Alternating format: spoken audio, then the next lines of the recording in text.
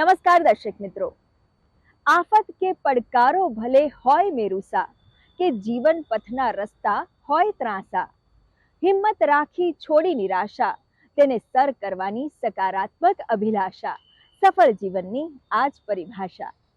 મિત્રો, સકારાત્મકતાની પ્રેરણા લઈને આવતા આપણા આ કાર્યક્રમ ગુડ ન્યૂઝ ગુજરાતમાં હું અર્પિતા પંડ્યા આપ સૌ દર્શક મિત્રોનું સ્વાગત કરું છું. મિત્રો, આજના એપિસોડમાં આપણે વાત કરીશું મધર્સ ડે સ્પેશિયલ સ્ટોરીમાં એવી કેટલીક વિશિષ્ટ માતાઓ વિશે, વાત કરીશું નેશનલ ટેકનોલોજી ડે વિશે અને બીજી કેટલીક સકારાત્મક વાતો. તો ચાલો શરૂ કરીએ આપણો આ કાર્યક્રમ ગુડ ન્યૂઝ ગુજરાત. જનનીની જોડ સખી નહીં જડે રે લોલ. જી હા મિત્રો, કારણ કે આ જનનીની જોડનો કોઈ તોડ નથી, કોઈ તુલના નથી. આ જગતમાં માની મમતાને આંબી શકે એવું કોઈ પરિબળ નથી, કારણ કે માં એ વાત્સલ્યની ધારા છે, તો સાથે સાથે શક્તિનો જબરજસ્ત સ્ત્રોત પણ છે, જે અડીખમ ઊભી છે પોતાના બાળક માટે કોઈ પણ પરિસ્થિતિમાં. તો ગુડ ન્યૂઝ ગુજરાતમાં આજે મધર્સ ડેના અનુસંધાને આવો મળીએ એવી જ કેટલીક વિશિષ્ટ માતાઓને, જેમણે પોતાના બાળક માટે કંઈકનું કંઈક વિશિષ્ટ કર્યું છે. જાણીએ તેમના સંઘર્ષની કહાણી અને મેળવીએ એ વાત્સલ્યનો પરિચય.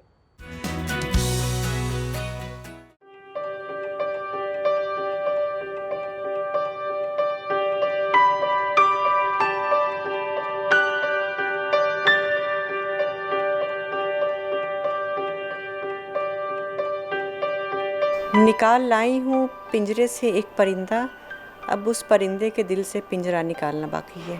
मेरा बेटा 15 साल का है, जिसे मल्टीपल डिसेबिलिटी है, साथ ही ऑटिज़म, और उसकी परमानेंट डिसेबिलिटी आई थी 90%. उसका जब जन्म हुआ था 2008 में, तो मेरी उम्र सिर्फ 25 साल की थी, और लाइफ ने मुझे एक ऐसे मकाम पे लाके खड़ा किया, एक ऐसे लैंड पे मुझे जाके छोड़ आया जिसका मैंने कहा जैसे कोई टूर गाइड नहीं था मेरे लिए, कोई प्लानिंग नहीं की थी उस जर्नी के लिए, और बस डाल दिया गया उस जर्नी में. डेस्टिनी थी वो हमारी. पहले लाइफ के शुरुआती दिन तो बहुत टफ़ रहे, क्योंकि 36 घंटे के बीच में ही पता चल गया कि मेरे बच्चे को कुछ तकलीफ़ हुई है. ઝેબા હાશમી 90% ઓટિઝમ અને અનેક ચેલેન્જીસ ધરાવતા બાળકની આ માતા માટે પડકારો અનેક હતા. वो 6 महीने का था तभी मैंने इसकी फिजियोथेरेपी स्टार्ट की. एक दिन के 4-4, 5-5 घंटे मैंने इसकी थेरेपी की और करवाई. खुद अपने हाथों से भी मैं थेरेपी से सीख के मैं करती थी इसकी थेरेपीज़.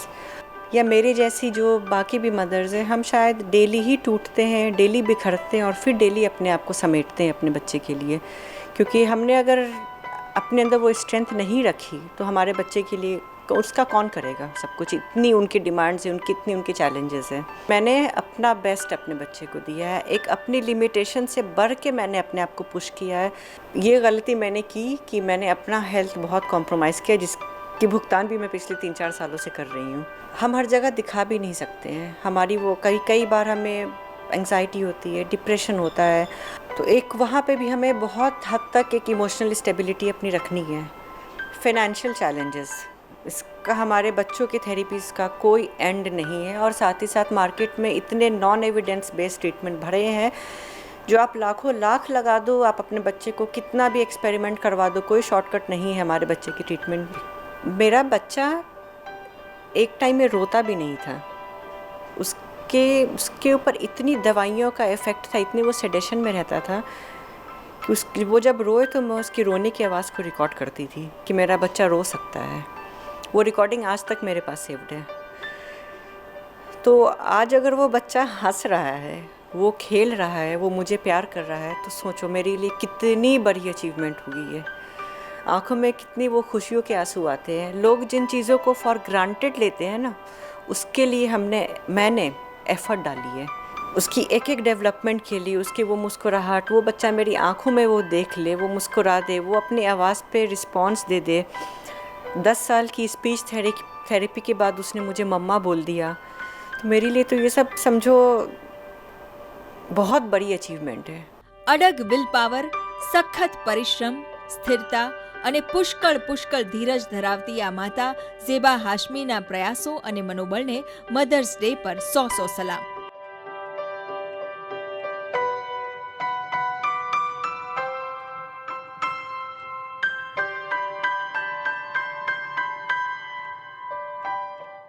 મિત્રો, આ છે માતા તરીકે કપરા ચઢાણ પાર કરેલ પ્રજ્ઞાબેન અને તેમના પુત્ર નિકુંજ. કારણ સખિયા મન મોહન કે કારણ સખિયા જાય જોઈ મન આઈ બેલા ચમેલી હર ગુંથ લાઈ બેલા ચમેલી. 100% વિઝ્યુઅલી ચેલેન્જ્ડ બાળકની કેળવણીનો પડકાર પ્રજ્ઞાબેને કેટલી આંતરશક્તિથી ઝીલ્યો, આવો જાણીએ. જ્યારે મને ખબર પડી ગઈ કે આમાંથી કશું જ થાય એમ નથી, બહુ જ બધા ડૉક્ટરને બતાવ્યું, ઘણું બધું કર્યું અને ખ્યાલ આવી ગયો કે હવે આ બ્લાઇન્ડનેસ છે એ પરમેનન્ટ છે. અને આ જ્યારે ખબર પડી તો એમ લાગે કે આપણે હિમાલય આખો આપણી ઉપર પડી ગયો છે, એ ટાઈપની ફિલિંગ થાય. અને નેક્સ્ટ ફિલિંગ એમ થાય કે મને જ કેમ આવું, નવો એક ભાવ મનની અંદર થયો અને આપણે એ સ્વીકારી લીધું. પછી દુનિયા પાછી પહેલાં જેવી રંગીન લાગવા માંડી. બાળક છે તો એને ખબર પડી ગઈ કે બાળક તો આવું જ છે, તો હવે એને ઉછેરવામાં આપણે શું કરવાનું છે, what is mother's role, that is very very important. અને એ જો નોલેજ કે ઇન્ફોર્મેશન કે ટ્રેનિંગ જો આપી હોય તો થેન્ક્સ ટુ BPI. ये तेरा घर ये मेरा घर किसी तो देखना होकर तो पहरे आके मांग ले मेरी नजर. ये तेरा घर ये मेरा घर किसी तो देखना होकर तो पहरे आंखें मांग ले मेरी नजर. એને પોતાનું કામ ડેલી રૂટીન કઈ રીતે પોતાની જાતે કરી શકે એ લોકોએ અમને ટ્રેન કર્યા. માતાએ વાંચવાનું અને બાળકે સાંભળીને યાદ રાખવાનું, એટલે એ જે પ્રોસેસ છે એ મધર માટે થોડો ટફ છે. એને સ્મેલ, કેમ કે આ 2 મીડિયા છે, 2 થી 3 મીડિયા. એક છે કાનમાં સાંભળવાનું, સૂંઘવાનું અને બોલવાનું. આ 3 વસ્તુમાં જો એ પરફેક્ટ હોય તો બાળકને તકલીફ નથી પડતી. મેનેજ કરવામાં તો બહુ સરળ નથી. આ જે રસ્તો છે બહુ તકલીફ ભર્યો છે, કારણ કે માનસિક રીતે બી માતાને માટે એક શોક છે આ. ઓફકોર્સ એ શોક ધીમે ધીમે એબ્સોર્બ થઈ જાય છે અને કરવો પડે છે, otherwise life is really miserable થઈ જાય.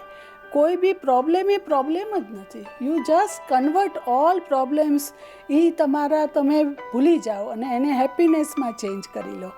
પોતે બોલી સંભળાવીને બાળકને અભ્યાસ કરાવવો, સ્પર્શથી દરેક વસ્તુનો પરિચય કરાવવો, સમાજમાં અને દુનિયામાં વ્યવસ્થિત જીવન જીવવા માટે બાળકને તૈયાર કરવો, આ કામ માની શક્તિ અને વાત્સલ્યથી જ શક્ય બને.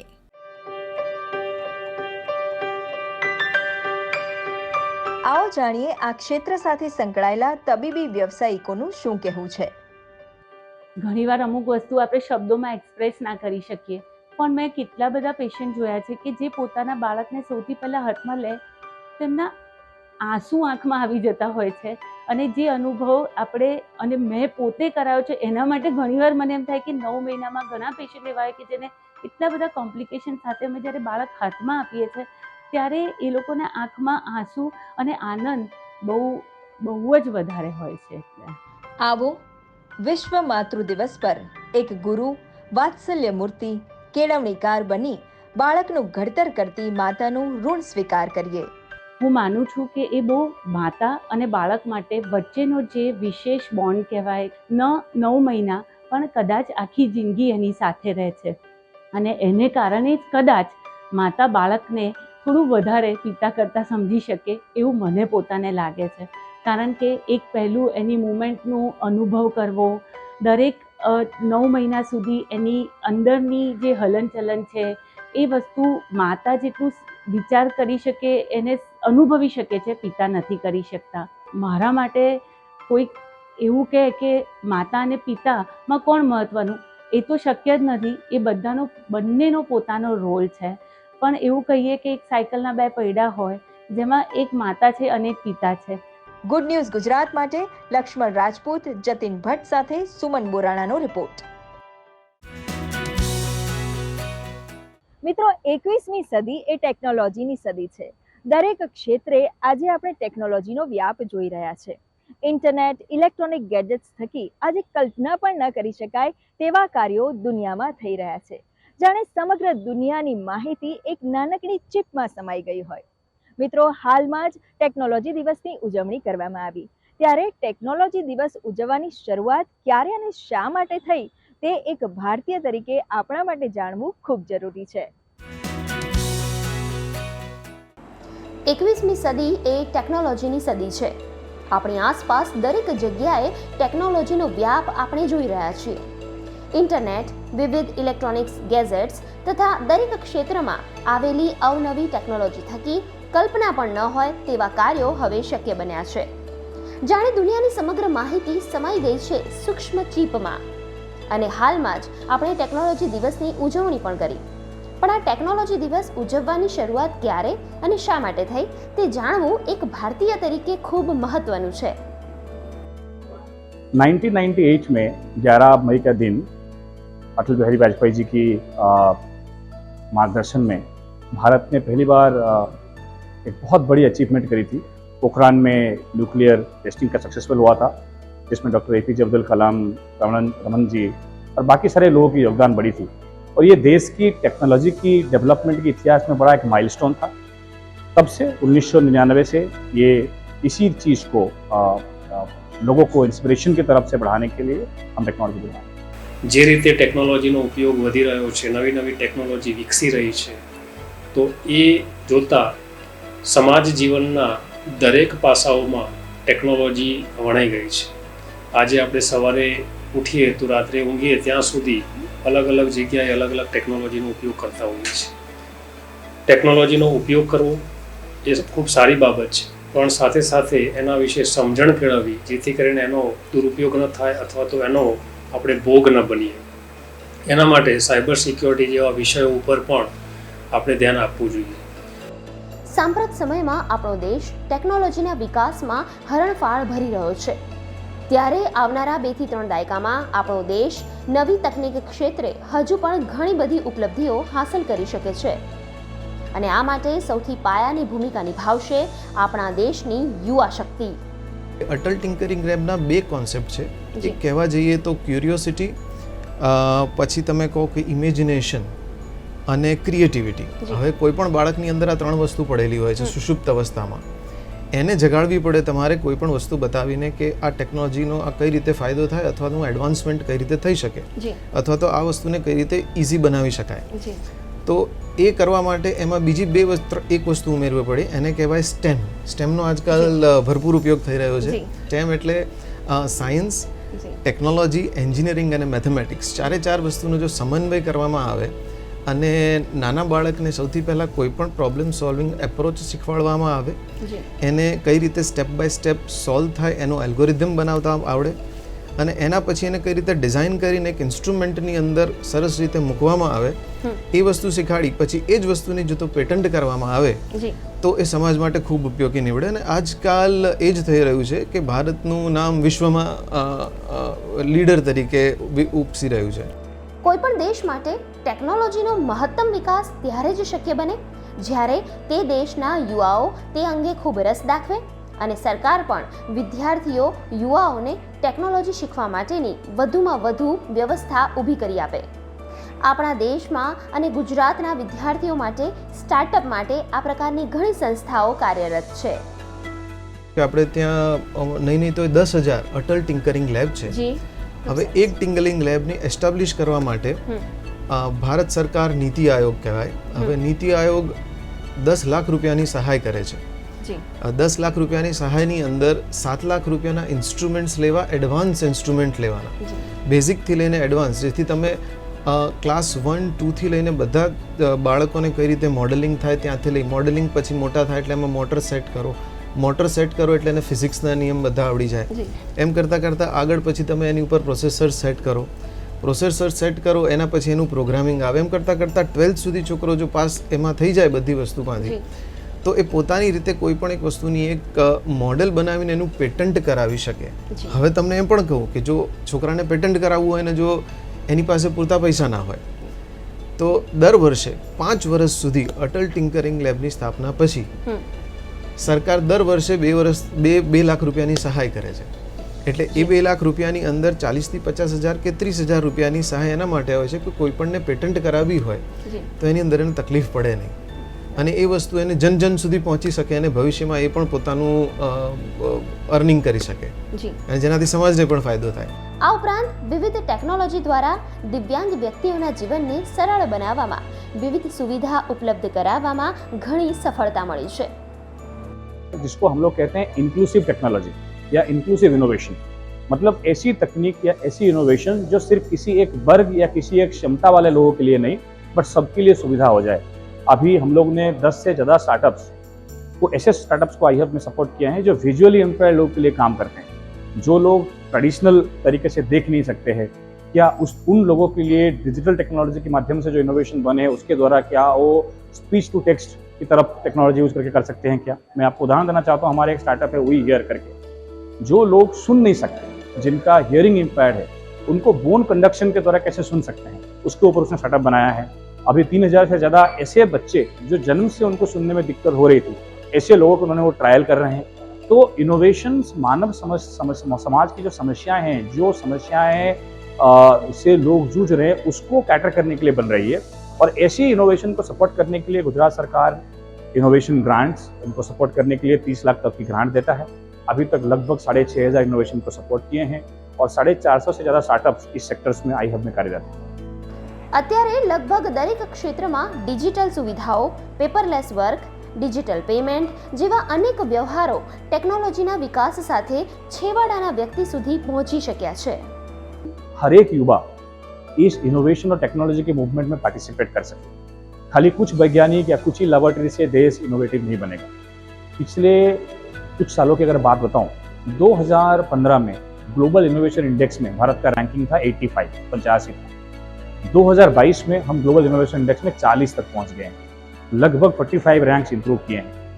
लेकिन अब हमें और आगे जाना है. हमें टॉप 25 और फिर टॉप 5 में भी आना है. ये एम्बिशियस ड्रीम है, लेकिन ये एम्बिशियस ड्रीम खाली कुछ ही लोगों का टेक्नोलॉजी इनोवेशन से पूरा नहीं होगा. मैं अगर गुजरात की बात कहूँ तो 18 लाख युवाएं हमारे यूनिवर्सिटीज़ में पढ़ते हैं. अगर भारतवर्ष की बात कहूँ तो लगभग 5 मिलियन युवाएं अलग अलग यूनिवर्सिटी में 1500 से ज़्यादा यूनिवर्सिटी में पढ़ते हैं. हर एक युवा का जो इनोवेशन कैपेसिटी है, हर एक इंस्टीट्यूशन का जो टेक्नोलॉजी डेवलपमेंट का कैपेसिटी है, उसको कहीं जोड़ना पड़ेगा. इसको हम कह सकते हैं कि नेशनल लेबोरेटरी से नेशनल एज ए लेबोरेटरी की तरफ कैसे जा सकते हैं. मतलब एक या दो लेबोरेटरी नहीं, पूरे देश एक लेबोरेटरी की तरफ कैसे काम करे. क्रिएटिविटी, इनोवेशन को स्कूल की ATLs लेबोरेटरी से लेकर बड़े बड़े रिसर्च सेंटर को जोड़ के भारत की समस्याओं का समाधान करने के प्रयास अगर करें तो भारत डेफिनेटली बहुत जल्दी टॉप 25 इनोवेशन इंडेक्स में पहुंचे. ઇન્ડિયા એ એક ફાર્મસી હબ તરીકે ઓળખાય છે, તેમ છતાં પણ આપણો દેશ 70% જેવી જે દવાઓ છે એના રો મટીરિયલ છે એના માટે ચાઇના જેવી કન્ટ્રી ઉપર આધાર રાખે છે.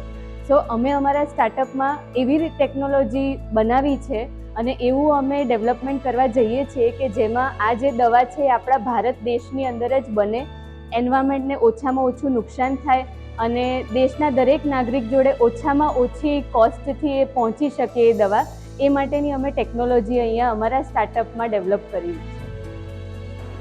ગુડ ન્યૂઝ ગુજરાત માટે ગુડ ન્યૂઝ ડેસ્કનો રિપોર્ટ. હૃદય અમાર નાચે રે, આજે કે મોયુરોર મતો નાચે રે. આ બંગાળી ગીતના શબ્દો જ્યારે સૌરાષ્ટ્ર સુધી પહોંચે, સોરઠની ધરતીમાં તેનો પડઘો પડે ત્યારે તે કંઈક આમ સંભળાય. ઘનઘોર ઝરે ચહુઓર, મારું મન મોર બની થનગાટ કરે.